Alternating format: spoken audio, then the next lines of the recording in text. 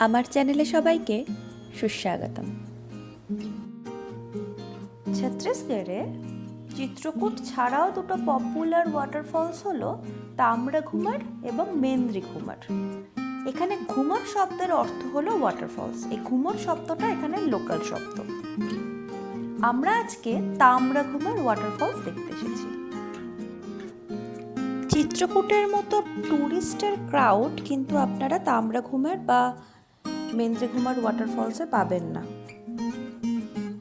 আর এই বছর বর্ষা দেরিতে আসায় ওয়াটারফলসগুলোতে জলও প্রায় শুকিয়ে গেছে, কিন্তু মোটের ওপরে শান্ত নিলিবিলি পরিবেশের আনন্দ নেওয়ার জন্য আপনারা এখানে চলে আসতেই পারেন।